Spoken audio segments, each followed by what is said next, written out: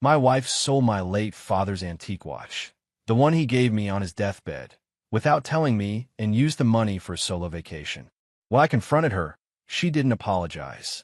She smiled and said, "You weren't even wearing it anymore." My hand started shaking. But before I begin, please like and subscribe to the channel. And we'd love to hear which part of the world are you joining us from. Let us know. Now, let's dive into today's story. The afternoon light came through the kitchen window at that particular angle that only happened in late October, golden and tired, casting everything in amber. Ryan Holloway knelt on the linoleum floor, a screwdriver in one hand and a cabinet door balanced against his knee. The hinge had been loose for weeks, one of those small things that gnawed at him every time he opened it. The screw holes had stripped out from years of use, and he was trying to reposition the hardware just slightly higher where the wood was still solid. The house smelled like coffee from that morning and something faintly sweet. Maybe the air freshener Danielle had plugged in near the entryway. Outside, someone was mowing their lawn. The sound drifted through the walls, that steady mechanical drone that meant Saturday in suburban Ohio. Their street was one of those places where every house looked almost identical, white siding and black shutters, driveways that all sloped the same direction, trees planted at regulation intervals by the developer 15 years ago. Ryan twisted the screw carefully, feeling the resistance as it bit into fresh wood. His lower back ached from the angle, and he shifted his weight, the knee of his jeans pressing into the floor. This was the kind of work he actually enjoyed. Fixing things, making them right again, the satisfaction of a problem solved with his own hands. The front door opened. He heard it before he saw her. The distinctive sound of the lock turning, the creak of the hinges that he kept meaning to oil, the rush of outside air that changed the pressure in the house. Then the wheels of a suitcase, that plastic rumble across the threshold and onto the hardwood of the entryway. "I'm back," Danielle called out. Ryan didn't look up yet. He was at a delicate point with the screw, trying to get seated properly. "Hey," he said, "how was Arizona?" Footsteps moved through the house.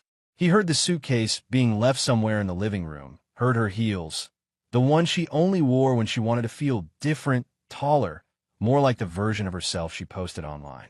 Then she was in the kitchen doorway. Ryan glanced up. Danielle looked good. That was the first thing he noticed. She had that glow people got from trips.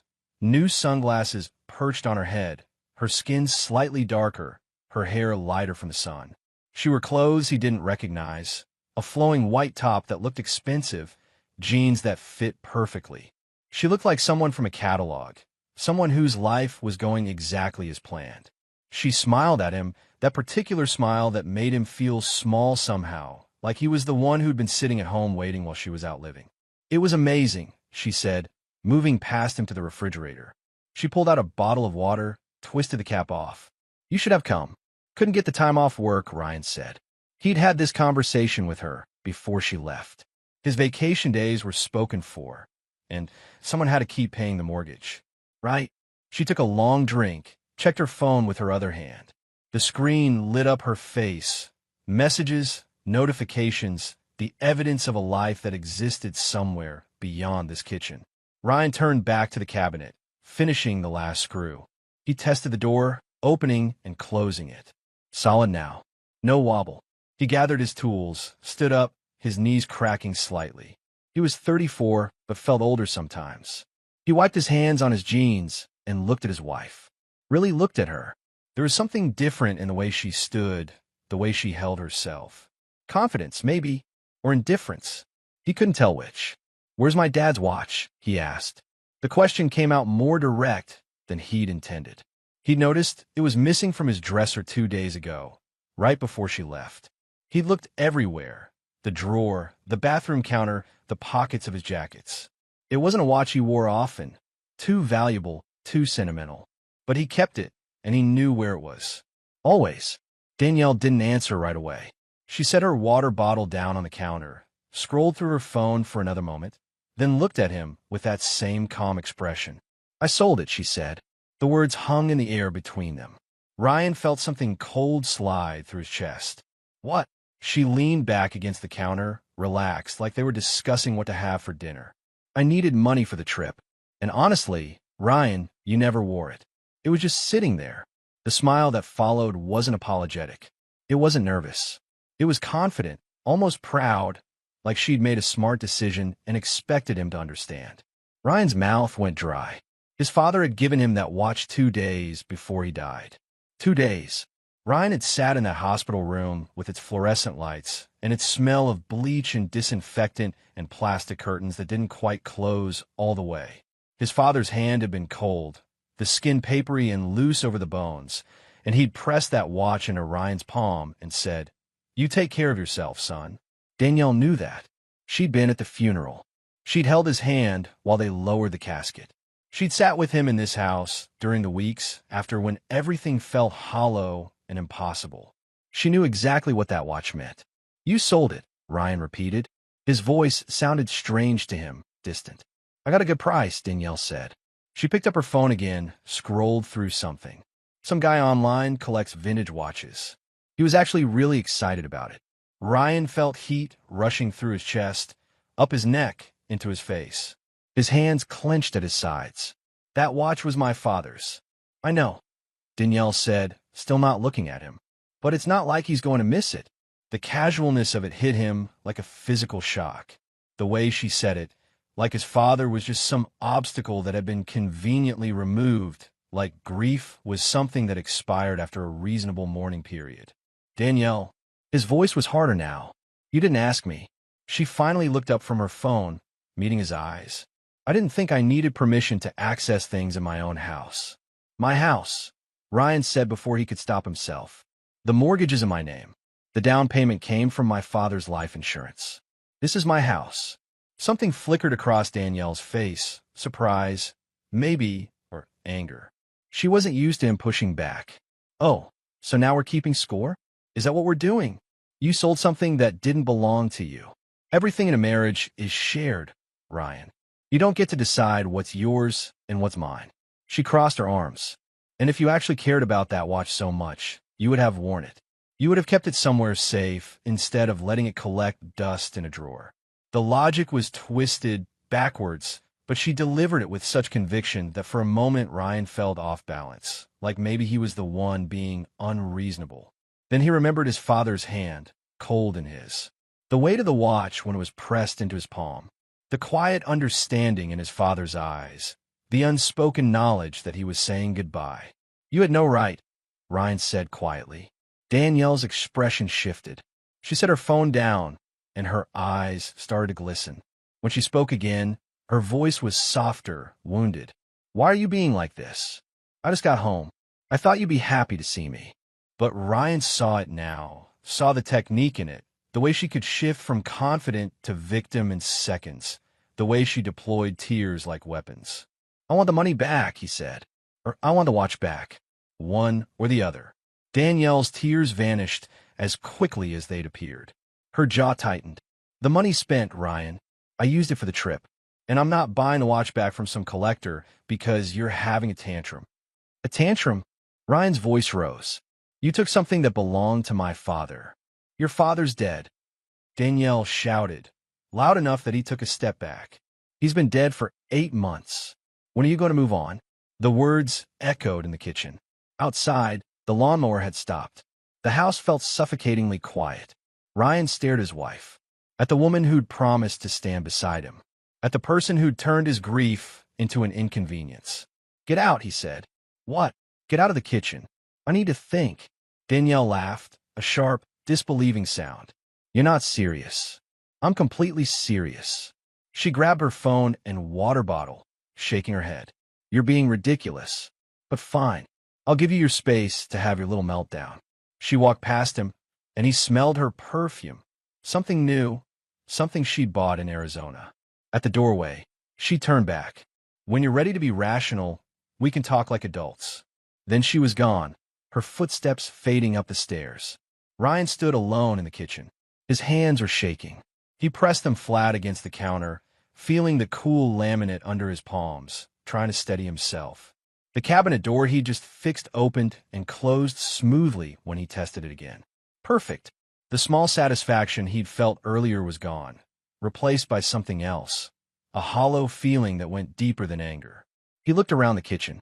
The coffee maker that had been a wedding gift. The calendar on the wall with Danielle's handwriting marking her trip. The photos on the refrigerator held up by magnets. Him and Danielle smiling on some beach, at some restaurant, at some moment when everything had felt different. When had that been? When had they last looked at each other the way people in those photos looked at each other? Ryan walked to the living room. Danielle's pink suitcase sat on the floor, still zipped, covered in stickers from places she'd been. He stood there looking at it, and his mind started working, pulling at threads, following connections he'd been avoiding for months. He thought about the credit card bills that appeared like clockwork, maxed out, always with some explanation about stress or necessary purchases. He thought about the Instagram posts, carefully filtered photos of meals, sunsets, posed moments that suggested a life much different from the one they actually lived. He thought about the conversations with her friends where she painted him as distant, unsupportive, the villain in her narrative. He thought about the time she'd borrowed money from their joint savings for a weekend trip with her sister and never mentioned it until he noticed the withdrawal. About the Amazon packages that arrived almost daily, full of things they didn't need and couldn't afford. About the way she'd started describing herself as an entrepreneur, even though she hadn't held a job in 2 years. And he thought about his father's watch. The pattern clicked into place like that cabinet hinge, finally seating properly. Danielle never took responsibility. She never apologized. Not really, not in a way that meant she'd change. She just rewrote the story until she was always the victim, always the one who'd been wronged. And Ryan had let her. For how long? Years? Had he been ignoring this, telling himself marriages required compromise, that every relationship had its problems? He sat down on the couch, suddenly exhausted. The house was too quiet. He could hear the refrigerator humming in the kitchen, could hear a car passing outside, could hear nothing from upstairs where Danielle had gone. His father had been a quiet man, careful with words, someone who believed in actions over explanations. On that last day in the hospital, after he'd given Ryan the watch, he'd said something else, his voice barely above a whisper. "Don't let people take advantage of your kindness, son. There's a difference between being good and being weak." Ryan had nodded, not really understanding then, focused only on the fact that his father was dying, that they were having their last conversation. But maybe his father had seen something. Maybe in those final days, with everything stripped away and only essential truths remaining, he'd recognized something about Danielle that Ryan had been too close to see. The watch wasn't the beginning. It was proof. Proof that Ryan had been making excuses for behavior that had no excuse. Proof that kindness without boundaries wasn't kindness at all. It was just surrender. He sat there as the afternoon faded, as the golden light dimmed and went gray, thinking about all the small moments he'd dismissed, all the red flags he'd painted green in his mind. When Danielle finally came back downstairs, hours later, she acted as if nothing had happened. She microwaved leftover pasta, scrolled through her phone, hummed quietly to herself. Ryan watched her from the couch, and for the first time in their marriage, he didn't feel anger or confusion or hurt. He felt clarity. The days after Danielle's return had a strange quality to them, like living in a house where all the furniture had been moved 2 inches to the left. Everything looked the same, but felt fundamentally wrong. Ryan went to work at the distribution center where he managed logistics, came home, made dinner, went through the motions. Danielle acted as if the fight about the watch had never happened, as if her casual cruelty had been forgotten or forgiven. But Ryan hadn't forgotten, and he hadn't forgiven. He'd started noticing things he'd trained himself not to see. The way Danielle staged photos of her breakfast before eating it, adjusting the angle of the plate 3 times to get the light right. The way she talked on the phone to her sister in a voice that was slightly different from her normal one, more dramatic, more wounded. The way she left messes for him to clean up, then complained that he never helped around the house. One evening, about a week after her return, Ryan came home to find her sitting at the kitchen table with her laptop open, looking at something intently. "Hey," he said, setting his keys on the counter. She didn't look up. "I'm working." "On what?" "My business plan." She said it with emphasis, like the words themselves meant something important. "I'm starting a consulting business, helping people with their personal brand." Ryan opened the refrigerator, pulled out ingredients for dinner. What kind of consulting? Social media strategy, content creation, that kind of thing. There's a real market for it. He started chopping vegetables for a stir-fry. Have you done any research on what licenses or permits you might need? It's not that kind of business, Ryan. It's freelance. Her tone suggested he wouldn't understand. Right, he said. Have you gotten any clients yet? I'm in the development phase. She closed the laptop with more force than necessary. Why are you interrogating me? I'm just asking questions. You're being negative. You always do this. You can't just support me. You have to poke holes in everything. She stood up, grabbed her laptop. I'll work upstairs where I can actually focus. After she left, Ryan continued cooking, his movements automatic. Development phase. That was new. Last year, it had been a photography business that never took a single paid job. The year before that, a jewelry line that consisted of 3 necklaces she'd made and never tried to sell. The pattern was always the same. Excitement, big plans, blame when nothing materialized. He ate dinner alone, cleaned up alone, then sat in the living room with his laptop. He'd been thinking about the watch, about what Danielle had done with the money. She'd said she spent it on the Arizona trip, but that didn't make sense. She'd booked that trip months ago, had used their joint credit card. He'd seen the charge. Ryan opened their bank statements, started going back through transactions. He wasn't looking for anything specific, just trying to understand. What he found made his stomach turn. Over the past 6 months, while he'd been working 50-hour weeks, Danielle had been spending. Not just spending, burning through money. Online shopping, restaurants, services he didn't recognize. And cash withdrawals, regular ones, always just under the amount that would trigger a bank alert. He added up the numbers in a spreadsheet. The total made him feel sick. He heard footsteps on the stairs. Danielle appeared in the doorway, wearing pajamas, her hair pulled back. She looked younger like this, vulnerable. It was easy to forget, in moments like these, the calculated way she operated. What are you doing? She asked. Looking at our finances. Her expression shifted, became guarded. Why? Because we're drowning in debt, Danielle. We're behind on 2 credit card payments. We have maybe $1,000 in savings. And I just found out you've been taking cash out of our checking account almost every week. I needed that money. For what? She crossed her arms. Various things. Why does it matter? It's our money. It matters because I'm the only one earning it, Ryan said. He kept his voice calm, but something in his tone must have changed because Danielle's posture went rigid. Oh, here we go, she said. The breadwinner speech. You think because you have a job that means you get to control everything. I think it means we should at least discuss major expenses before they happen. I don't need your permission to spend money. You do when spending it means we can't pay our bills. Danielle's face flushed. Maybe if you made more money, we wouldn't have this problem. Did you ever think about that? Maybe if you'd actually try to move up at work instead of just being content with mediocrity. Don't, Ryan said quietly. Don't try to make this about me. Everything is about you, Ryan. Your schedule, your needs, your precious dead father's watch. Her voice had risen to a shout. I'm suffocating in this house. I gave up my career to marry you. You never had a career. You worked part-time at a salon for 8 months. The words came out before he could stop them, and he saw them land like a slap. Danielle's mouth opened, closed. Her eyes filled with tears. How dare you, she whispered. How dare you diminish my... I'm not diminishing anything. I'm stating a fact. You're being emotionally abusive. The accusation hung in the air between them. Ryan felt something crack open inside him. Not anger, but a kind of bleak understanding. I want you to leave, he said. What? Leave the house. Tonight. Go stay with your sister. Go stay at a hotel. I don't care. But I need you to leave. Danielle stared at him. You can't kick me out. This is my house, too. It's my house. My name is on the mortgage. The down payment came from my father's life insurance. You know, the father you think I should just get over. You're insane, Danielle said, but her voice wavered. You're having some kind of breakdown. I'm having clarity, Ryan said. Maybe for the first time in years. He stood up, closed his laptop.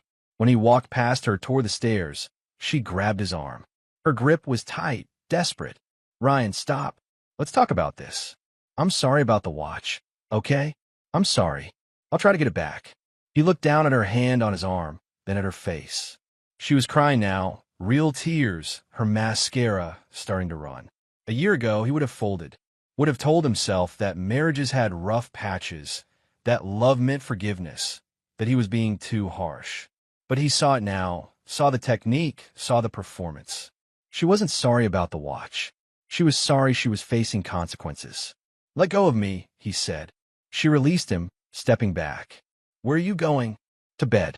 You can sleep in the guest room. Tomorrow, we'll figure out next steps." "Next steps?" Her voice went shrill.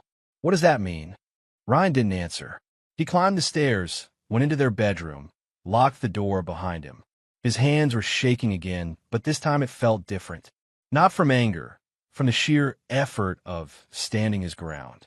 He could hear Danielle downstairs, talking on her phone. Her voice drifted up through the vents, high and emotional. "Completely lost it, out of nowhere. I don't feel safe. No, I don't know what triggered it." Ryan sat on the edge of the bed, listening to her construct her narrative in real time. Tomorrow, everyone she knew would hear about how he'd verbally attacked her, how he'd tried to control her, how she'd been walking on eggshells for months. By the end of the week, he'd be the villain in a dozen different versions of the story, each one carefully edited to remove any inconvenient truths. But for tonight, in the silence of the locked bedroom, Ryan felt something he hadn't felt in a long time. He felt like himself. The next morning arrived gray and cold. Ryan woke before dawn, a habit from years of early shifts, and lay in bed listening to the house settle around him. No sound from downstairs. No movement in the hall. He got up, unlocked the door, went downstairs to make coffee. Danielle was asleep on the couch, still in her pajamas, her phone clutched in one hand. She'd fallen asleep texting someone, probably her sister or one of her friends, probably still building her case about what a monster he was. Ryan made coffee quietly, took his cup out to the back porch. The yard needed work, leaves piling up, the fence starting to lean in one corner, the garden his mother had helped him plant 3 years ago, now overgrown and wild. He'd been meaning to fix all of it, but there was never time, never energy left after managing Danielle's chaos. His phone buzzed. A text from his brother, James. "You okay? Got a weird voicemail from Danielle last night, saying you were having some kind of crisis." Ryan sipped his coffee, typed back, "Not having a crisis. Finally having clarity. Call you later." The response came immediately, about time. That afternoon, when Ryan got home from work, he found Danielle had left. Not permanently. Her suitcase was still upstairs, her toiletries still in the bathroom. But the house had that empty feeling that meant she'd been gone for hours. She came back around 6, carrying shopping bags, wearing a new outfit. "Went shopping," she announced, setting the bags on the kitchen table. "I needed to clear my head."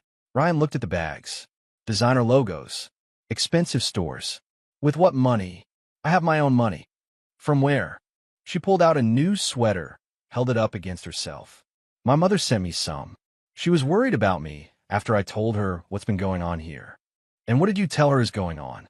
Danielle folded the sweater carefully, not meeting his eyes. "The truth. That you've been acting strange. That you're trying to control my spending.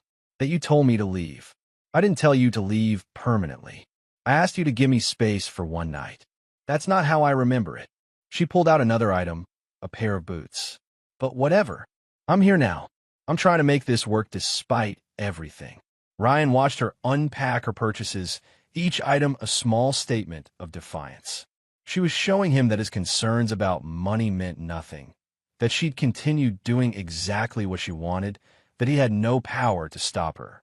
"Danielle," he said carefully, "we need to talk about our marriage.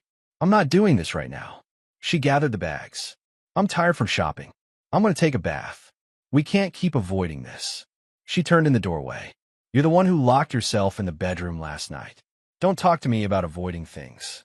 Then she was gone, her footsteps loud on the stairs, the bathroom door closing, the lock clicking. Ryan stood in the kitchen, surrounded by the evidence of her spending, feeling the weight of it all settle on his shoulders. How had he let it get this bad? How had he convinced himself that this was normal, that this was what marriage looked like? His phone rang. "James." "Hey," Ryan answered. "Tell me what's going on." Ryan walked out to the back porch again, closed the door behind him. "Danielle sold Dad's watch. Silence on the other end. Then, she did what? Sold it. To some collector online. Used the money for her trip to Arizona. Jesus Christ, Ryan. She doesn't think she did anything wrong. She said I never wore it, so it didn't matter. More silence. James had always been quieter than Ryan, more internal, but when he spoke, there was a steadiness to him that Ryan had relied on since they were kids. What are you going to do? I don't know. I asked her to leave last night. She's still here. Is the house in your name? Yeah. Mortgage, deed, everything. Why? Because if you want her gone, you can make her leave. Legally, it's your property. Ryan hadn't thought about it in those terms. He'd been thinking about marriage, about commitment, about the vows they'd made. But James was right. The legal reality was simpler, cleaner. She'll fight me on it, Ryan said. Let her. Do you want to stay married to someone who would sell Dad's watch and then act like you're the problem for being upset about it? The question was rhetorical, but Ryan answered anyway. No. Then stop asking her to leave and start telling her.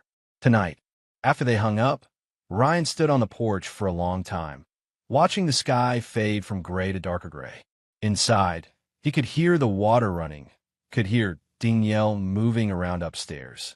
She was probably taking a bath with some expensive product she'd just bought, probably already texting her friends about what a nightmare her husband was being. He thought about his father in that hospital bed, about the watch pressed into his palm, about the quiet warning that he'd ignored. When Danielle finally came downstairs, her hair damp, wearing a robe, Ryan was sitting at the kitchen table with a notepad in front of him. What are you doing? She asked. Making a list. Of what? Things that need to happen. He looked up at her. First thing is, you need to move out. Not for one night. Permanently. Danielle laughed, but sounded forced. We're not doing this again. We are. I want you out of the house by tomorrow night. Her expression changed, shock, then anger, then something calculated. She pulled out a chair, sat down across from him. Ryan, I know you're upset about the watch. I get it. But ending our marriage over this is. It's not about the watch. Not just the watch. It's about everything. Everything. She repeated the word like it was absurd. We have one fight, and suddenly everything is a problem. We've had 100 fights. I'm just finally paying attention. Danielle reached across the table, tried to take his hand. He pulled back. Her eyes went wet. Please don't do this. I love you. I know I've made mistakes, but we can work on this. We can go to counseling. I don't want counseling. I want you to leave. You can't throw me out like garbage, Ryan.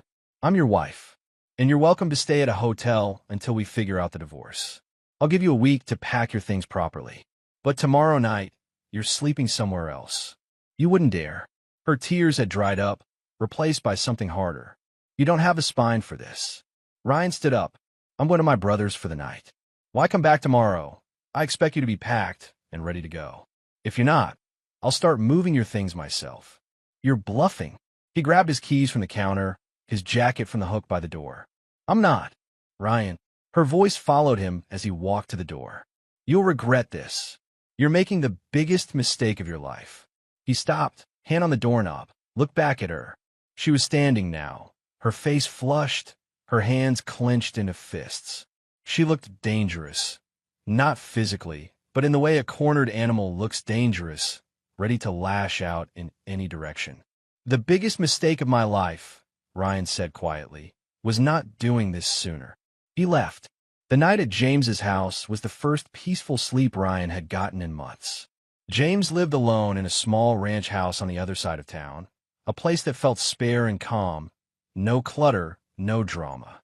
They'd stayed up late talking, James listening while Ryan finally let himself say all the things he'd been holding in. She's been telling people I'm financially abusive, Ryan said at one point, staring at the beer in his hands.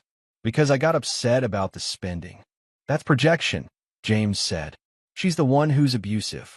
She just knows that if she says it first, people will believe her version. I feel like I'm losing my mind. You're not. You're waking up. Those feel the same sometimes. The next day, Ryan went to work, put in his hours, went through the motions. He texted Danielle around lunch. I'll be home at 6. Please be ready. She didn't respond. At 5:30, Ryan's phone exploded with notifications. Danielle had posted on social media a long, emotional message about surviving difficult times, about standing strong in the face of adversity, about how sometimes the people closest to you can hurt you the most. She didn't mention him by name, but anyone who knew them would understand. The comments were immediate and supportive. Stay strong, and you deserve better, and I'm here if you need to talk. Ryan read through them, feeling a strange detachment. This was her strategy: build an army of supporters who would validate her version of events, who would see him as the villain without ever hearing his side. When he pulled into the driveway at 6, Danielle's car was there. The lights were on in the house. He sat in his car for a moment, gathering himself, then went inside. Danielle was in the living room, surrounded by boxes and suitcases. She'd been packing, but slowly, deliberately, like she had all the time in the world. When she saw him, she didn't speak, just continued folding clothes into a box. "You're really doing this," she said finally. "I told you I was. I call my lawyer." She looked up at him, her expression cold. She said, "You can't legally kick me out. This is my home too, regardless of whose name is on the deed. If you force me to leave, I can sue you for illegal eviction." Ryan had been expecting this. James had warned him. "Then I'll file for legal separation tomorrow and petition the court for exclusive use of the marital home. That'll take weeks. I have weeks." Danielle stood up, walked toward him. "Why are you being like this? This isn't you, Ryan.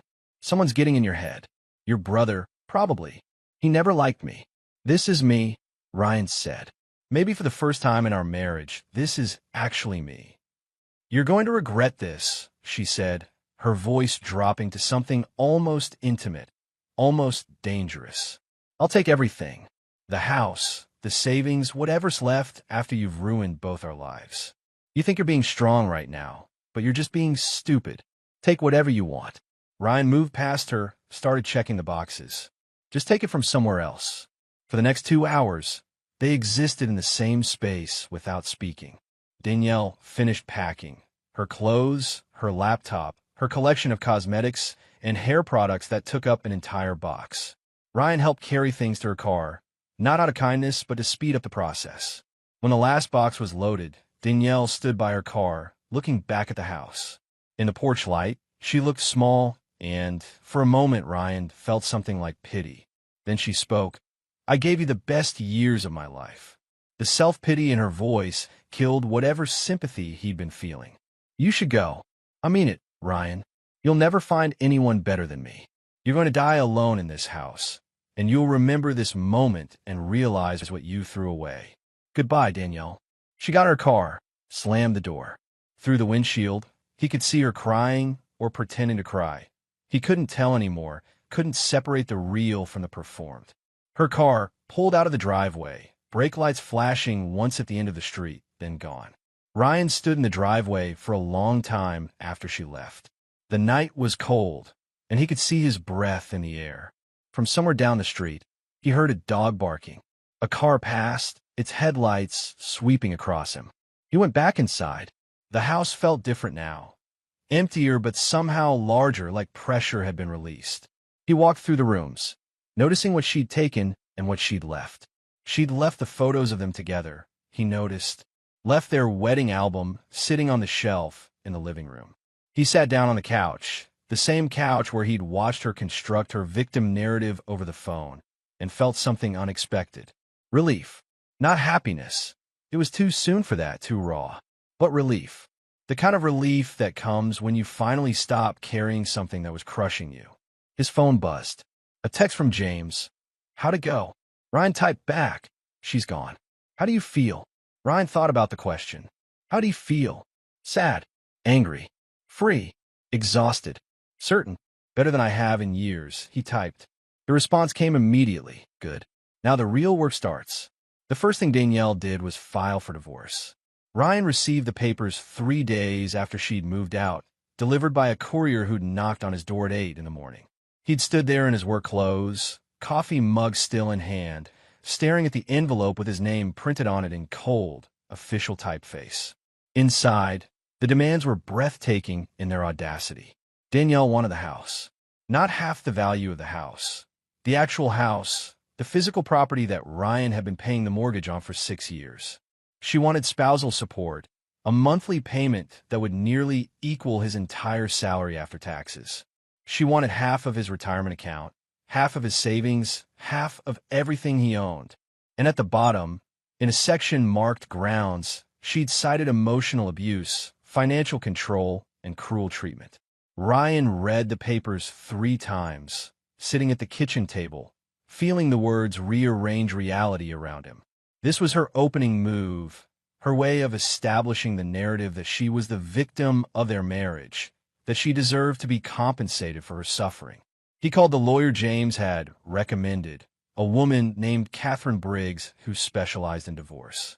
Her assistant scheduled him for the next day. The office was downtown, above a coffee shop, with plain furniture and certificates on the wall. Catherine was in her 50s, with gray hair pulled back in a bun and glasses that made her look like a professor. She read through Danielle's filing while Ryan sat across from her desk, his hands folded in his lap. "She's claiming emotional abuse," Catherine said, not looking up. "That's going to be her primary strategy. Paint herself as the victim. Paint you as the villain. Do you have any documentation of the actual issues in your marriage? Like what? Financial records, text messages, anything that shows a pattern of her behavior." Catherine set the papers down, folded her hands. "Right now, it's just her word against yours. We need to make sure yours is supported by evidence." Ryan thought about the watch, about the bank statements he'd pulled up that night. "I have bank records showing her spending, and I have proof she sold my father's watch without permission." "That's good. What else?" "I don't know. I wasn't planning for this." Catherine's expression softened slightly. "No one ever is. But we need to document everything from this point forward. Every interaction with her, every text message, every phone call. She's going to try to bait you into looking unstable or aggressive. Don't give her ammunition. She's already telling people I'm abusive. Let her. Talk is just talk until it's under oath." Catherine pulled out a legal pad, started making notes. "We'll need to respond to her filing within 20 days. In the meantime, I need you to gather every piece of financial documentation you have. Bank statements, credit card bills, receipts, anything that shows money coming in and going out." "She took photos of her packing up," Ryan said suddenly, remembering. "The night she left. I saw her on her phone, taking pictures of the boxes, making it look like I was forcing her out." "Of course she did." Catherine didn't sound surprised. "She's building a case. We'll build a better one." Over the next 2 weeks, Ryan's life became an exercise in documentation. He went through old bank statements, downloaded transaction histories, created spreadsheets showing Danielle's spending patterns. He found a receipt from the watch sale. She'd left it in her email, probably forgot it was connected to their shared account. He saved every text message, every voicemail, every interaction. And Danielle gave him plenty to document. She started small at first. Text messages asking to talk, claiming she wanted to work things out, saying she never meant for things to get this far. When Ryan responded with brief, formal replies, she escalated. The phone calls started coming late at night. 2 a.m., 3 a.m. When Ryan stopped answering, she left voicemails that swung wildly between tearful apologies and angry accusations. "I can't believe you're doing this to me. After everything I've sacrificed for you. You're pathetic, Ryan. You know that. You're so desperate to feel powerful that you're destroying our marriage. I still love you. We can fix this. Please just talk to me." He saved every voicemail, forwarded them to Catherine, tried not to feel anything when he heard Danielle's voice shift between personas. But it wasn't just the direct contact. Danielle had always been good at using other people as weapons, and now she deployed them strategically. Her sister called him at work, crying, begging him to reconsider. Danielle's devastated. "She's not eating. She's barely sleeping. How can you be so cruel?" Her mother sent an email detailing all of Danielle's supposed virtues, all the ways she'd been the perfect wife, all the ways Ryan had failed to appreciate her. Friends they'd shared, mostly Danielle's friends, really, people who'd never particularly liked Ryan, started unfriending him on social media, but not before sending messages about what a disappointment he was, how they'd always known there was something wrong with him. And online, Danielle continued her campaign. More vague posts about survival and strength. Photos of herself looking sad and contemplative, captioned with quotes about betrayal and resilience. Check-ins at coffee shops with friends, showing the world that she was surviving, that she was surrounding herself with support. Ryan never responded publicly. Catherine had been clear. Silence was strength. Let Danielle perform for her audience.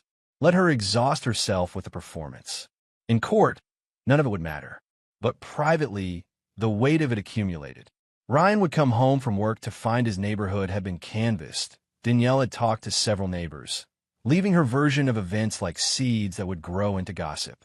Mrs. Peterson from across the street no longer waved. Mr. Chun from next door looked away when their eyes met. One Saturday morning, Ryan was mowing the lawn when a car pulled up. Danielle's best friend, a woman named Jennifer who Ryan had never particularly liked, got out and marched across the grass toward him. Ryan turned off the mower. "You should be ashamed of yourself," Jennifer said without preamble. "I'm not doing this," Ryan said. "Danielle is falling apart. She trusted you. She built a life with you. And you just threw her away like she was nothing. You don't know what happened. I know enough. I know you're acting like a child because she made one mistake. One mistake." Ryan heard the flatness in his own voice. "Is that what she told you? She told me you've been controlling and cold for months. That you've been trying to isolate her from her friends. That you exploded over something minor and kicked her out with nowhere to go." Ryan looked at Jennifer's face. The righteous anger there, the certainty. She believed every word. Danielle had made sure of it. "I'm not going to argue with you," Ryan said. "Believe whatever you want. She loved you," Jennifer said, her voice breaking. "And you broke her heart." After she left, Ryan stood in his half-mowed lawn, feeling the sun on his shoulders, the smell of cut grass sharp in the air. He thought about Danielle's talent for narrative, for making herself the center of every story, for editing out any detail that didn't serve her purpose. His phone rang. "Catherine, we have a mediation date," she said. 3 weeks from now. Both parties will present their cases, and we'll see if we can reach a settlement before this goes to trial. What are our chances? Honestly? Good. The evidence you've provided is strong. But be prepared. She's going to perform. She's going to cry. She's going to tell her version of events. She's going to try to make you look like a monster. Let her try, Ryan said. Those 3 weeks moved in a strange, slow motion. Work continued. Shipments to track, schedules to coordinate, problems to solve. Life continued. Groceries to buy, bills to pay, lawn to mow. But underneath everything was the constant awareness that a reckoning was coming. Ryan prepared methodically. Catherine had coached him on what to expect, how to behave, what to say and not say. Stay calm. Answer questions directly. Don't get defensive. Don't react to provocations. He practiced in front of the bathroom mirror, watching his own face, making sure his expression stayed neutral. He'd never been good at performing, at controlling his emotions for an audience. But if Danielle had taught him anything, it was that performance mattered. The mediation was held in a conference room downtown, generic and corporate, with a long table and too many chairs. Danielle arrived with her lawyer, a man in an expensive suit who had a reputation for aggressive tactics. She wore a conservative dress, minimal makeup, her hair pulled back. She looked younger than her 32 years, vulnerable, wounded. When their eyes met across the room, she looked away quickly, like the sight of him caused her pain. The mediator was an older man named Frank, patient and professional, who explained the process while everyone settled in.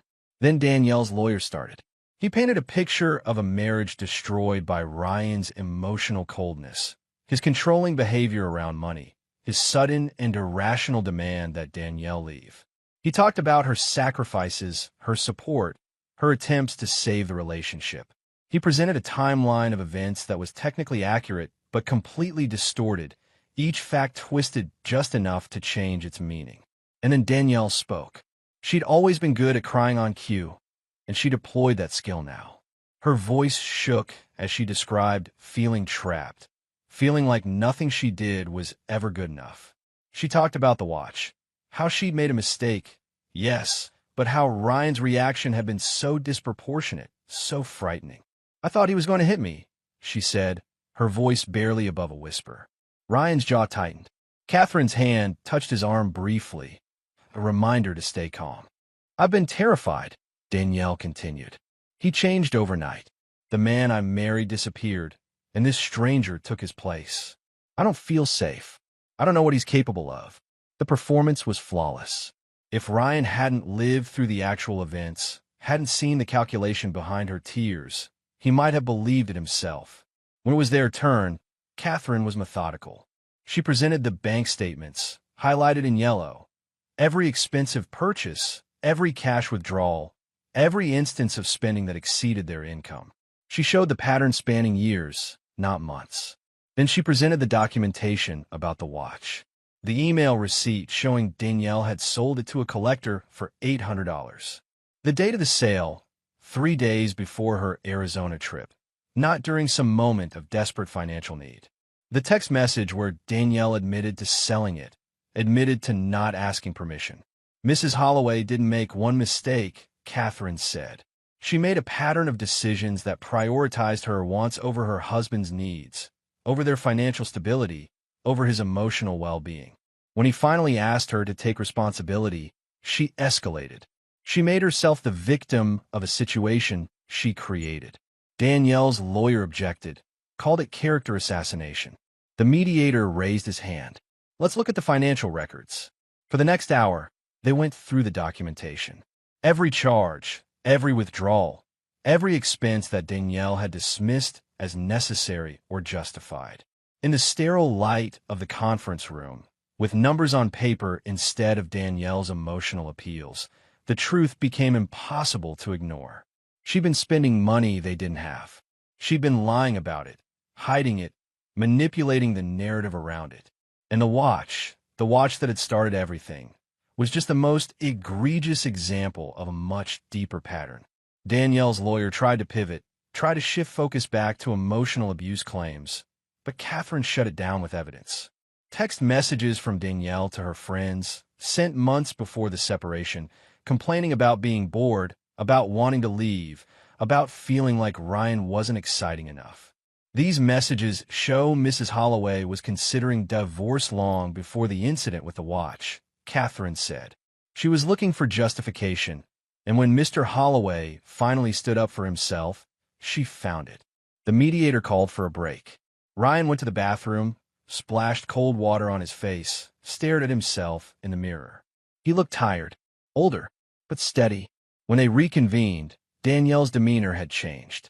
The tears were gone, replaced by something harder. She looked at Ryan with undisguised contempt. I want what I'm owed, she said. The mediator reviewed the evidence, made his recommendations. Given that the house was in Ryan's name, purchased with his inheritance, and that Danielle had contributed nothing to the mortgage payments, she had no legal claim to it. Given her spending patterns and lack of employment, spousal support was inappropriate. Given that they'd only been married for 4 years, the division of assets would be minimal. Mrs. Holloway, the mediator said, you're entitled to half of the marital assets acquired during the marriage. That includes furnishings, joint savings, and your personal property. However, Mr. Holloway's inheritance, the house, and his retirement account that predates the marriage are separate property. That's not fair, Danielle said. It's the law. The mediator pushed a document across the table. I'm recommending Mrs. Holloway receive $12,000 as her share of the liquidated marital assets. Additionally, she should return or reimburse Mr. Holloway for the watch, valued at $800. Danielle's face went red. This is bullshit. I gave him 4 years of my life. Her lawyer put a hand on her arm, whispered something. She shook her head, stood up abruptly. I'm not accepting this. We'll go to trial. I'll tell everyone what kind of man you really are, Ryan. Everyone will know. That's your right, the mediator said calmly.